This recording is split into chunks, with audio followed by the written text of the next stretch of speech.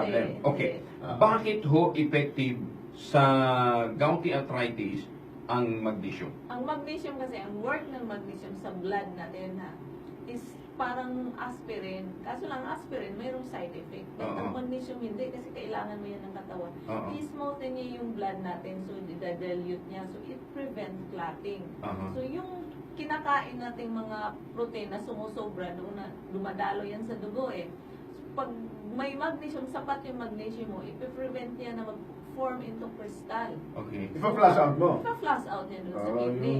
So, kahit na, kasi nga, ako partner, dati talaga, umiinom na ako ng gamot. May gamot na prescribe sa akin para sa uric eh. Para wag tumaas. Kasi nga, ang sakit namin yung magkakapatid.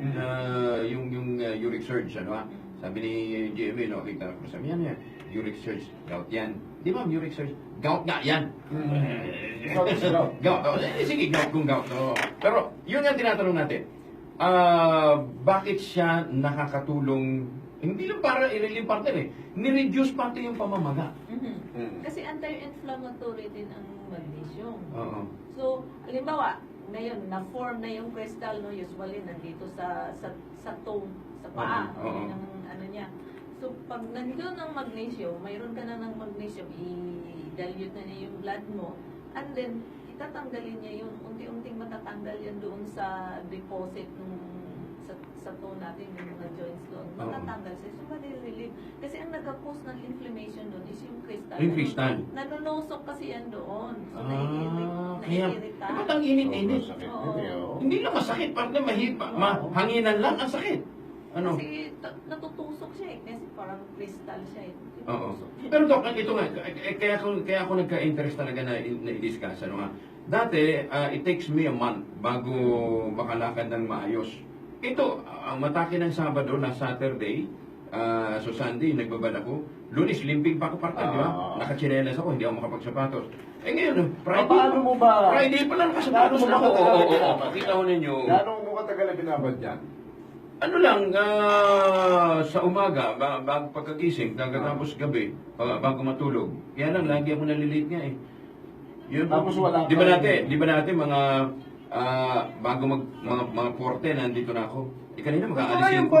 Mag-aalisin ko na ako nakarating. Yung pwede, wala bang pwedeng ini-intake na lang yun? Kasi yung ibababad-babad mo pa, medyo it takes... Oo nga, Doc. Medyo kwan eh. Mas, alam mo, sa latest research, mas effective yung babad or yung transdermal kaysa iniinom. Kasi diretso. Kasi ang magnesium is laxative. So kung Hindi, kung i-inject nga, Doc, direct lang na lang sa paa. mayroong injection eh, sa hospital ginagamit ang magnesium. Ah. So lalo na yung may mga heart attack, ginagamit talaga ang Hindi magnesium. yung tinitik, like capsule, tablet, wala bang ganyan?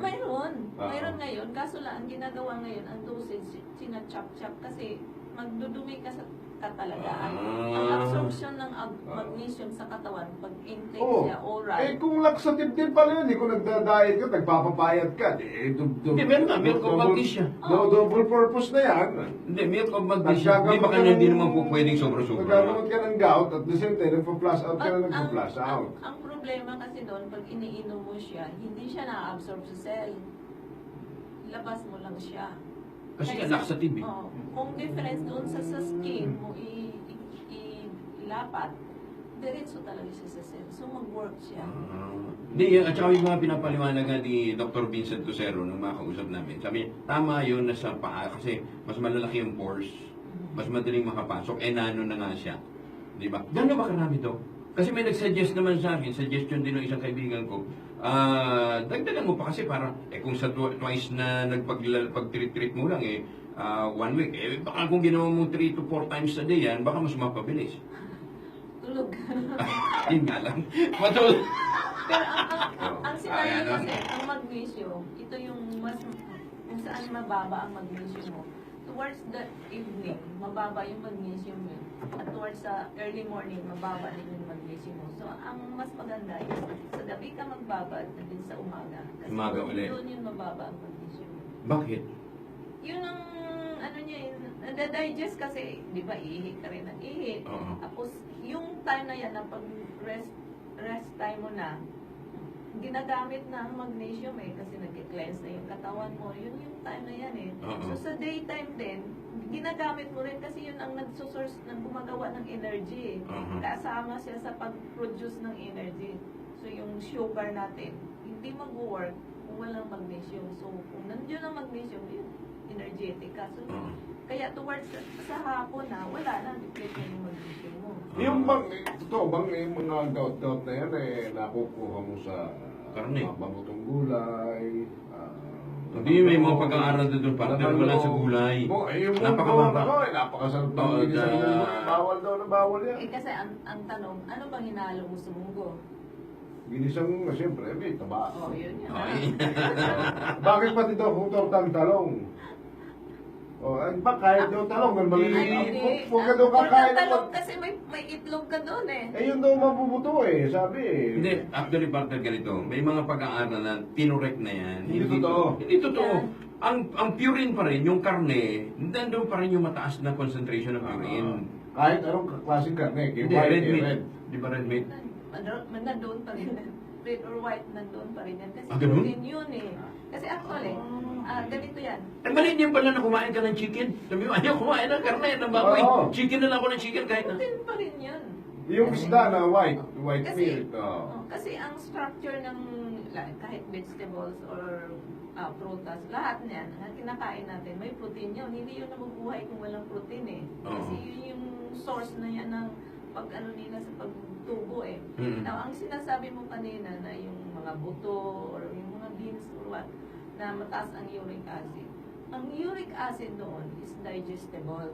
So, hindi siya mag-produce katawan.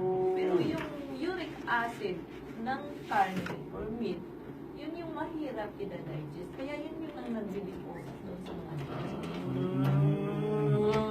Ngayon ko lang naintindihan. Kasi huwag kang kain ng kain. Hindi, teka muna. Oo. Kasama natin mula sa, sila yung nag-distribute nung, di ba?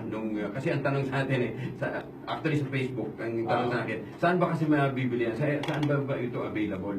Actually sa online po, pwede nyo pong isearch mismo sa Facebook, Promag 300 or kaya Transdermal Magnesium. Ando na, yung basta Apo. hanapin nila yon. Apo, hanapin lang po nila yung magpapop up doon lahat ng distributors po ng Promag and then they can order online po. Online, okay. Pero